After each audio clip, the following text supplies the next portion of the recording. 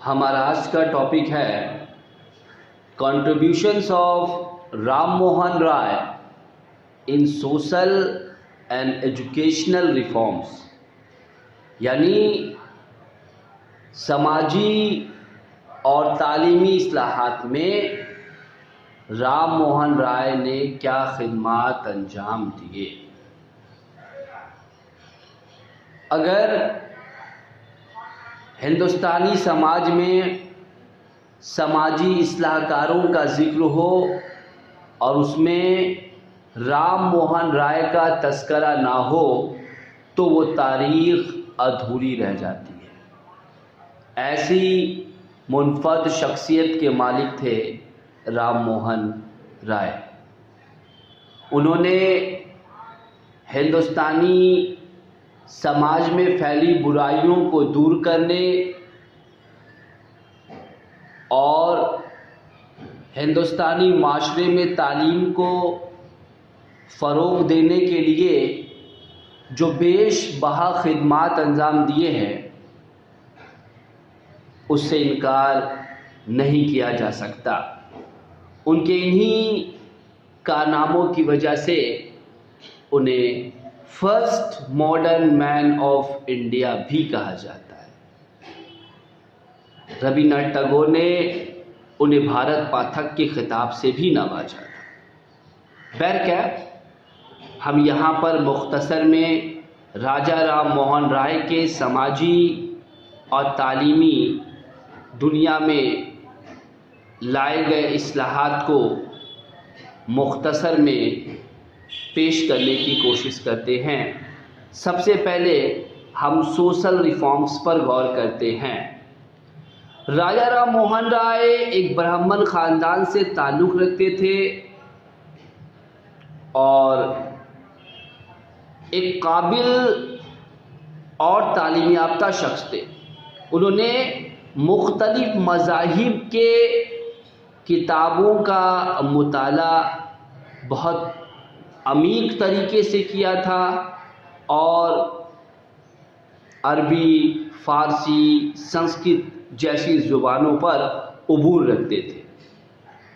مطالعے کی وجہ سے وہ بہت وسیع نظر تھے اور وہ خدا کی وحدانیت کے قائل تھے۔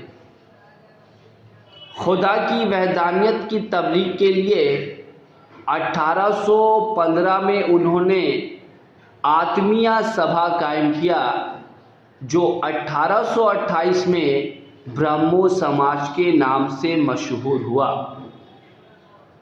اور اس سماج کے لوگ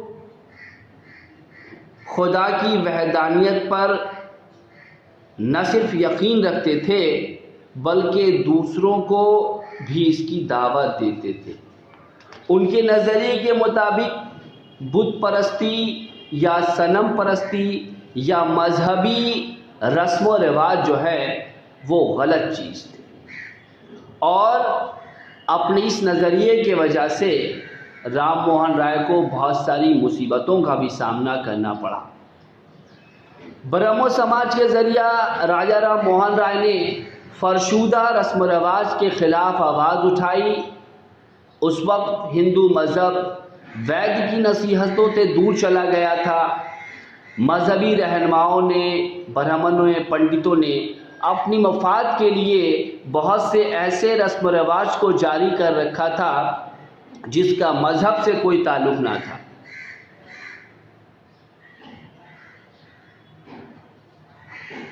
ذات پات کی بندشیں بڑی سخت ہو گئی تھی اور مذہبی رسومات نے عام انسان کی زندگی کو درہم برہم کر رکھا تھا۔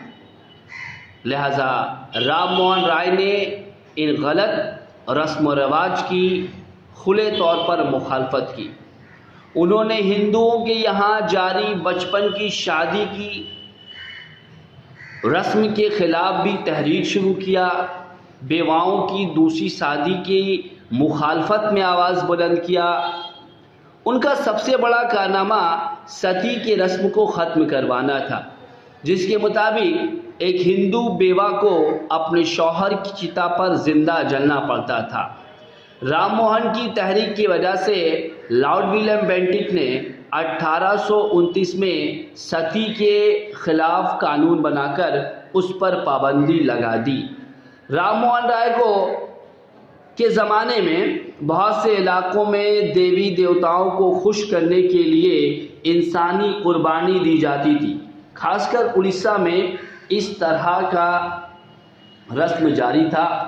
رام موہن نے اس کے خلاف بھی آواز بلند کیا۔ گج کے اس طرح کے بے شمار ایسے فرسودہ رسم و رواج ہندو سماج میں جاری و ساری تھے جو انسانی ذہن کے پرے تھے اور عام لوگوں کی زندگی میں بڑا خلل پیدا کر دیا تھا۔ تو رام موہن رائے نے ایسے رسم و رواج کی مخالفت کی اور انہیں غیر قانونی غلط قرار دیا اور اسے ختم کرنے کی مقدور بھر کوشش کی۔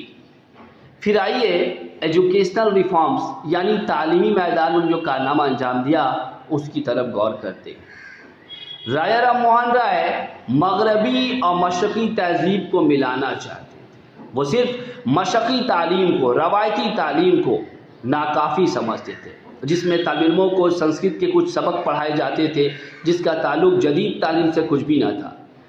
رام موہن رائے جدید تعلیم کے قائل تھے، اس لیے انہوں نے جدید تعلیم کے اسکول کالج قائم کرنے میں عیسائی مشنز اور انگریز سرکار کی مدد کی۔ انہوں نے خود ایسے اسکول قائم کیے جہاں مغربی طرز کی تعلیم دی جاتی تھی۔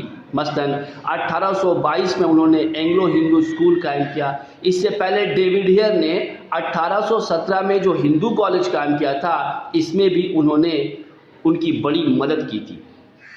1813 میں کمپنی کے چارٹر ایکٹ میں جو باتیں لکھی گئی تھی کہ کمپنی 1 لاکھ روپیہ سالانہ ہندوستان کی تعلیم پر خرچ کرے گی، اس چارٹر کو لاگو کیا نہیں جا سکا کیونکہ انگریزوں اور ہندوستانیوں کے درمیان یہ بحث چھڑ گئی کہ اس رقم کو انگریزی تعلیم پر خرچ کرنا چاہیے یا ہندوستان کی روایتی تعلیم پر خرچ کرنا چاہیے، جس کو ہم لوگ کہتے ہیں اینگلسسٹ اورینٹلسٹ کنٹروورسی۔ لارڈ پرنسپ روایتی تعلیم کی حمایت کر رہے تھے جبکہ لارڈ میکالے انگریزی تعلیم کی حمایت کر رہے تھے۔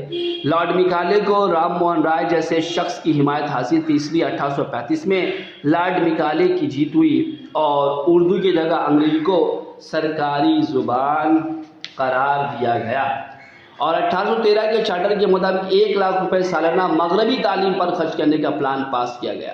اتفاق کی بات ہے کہ اس قانون کے لاگو ہونے سے پہلے 1833 میں رام موہن رائے انگلینڈ میں وفات پا گئے۔ اس کے باوجود بھی ان کے اصول کی جیت ہوئی۔ اس طرح انہوں نے ہندو مذہب کو، ہندو سماج کو زوال پذیر ہونے سے بچایا۔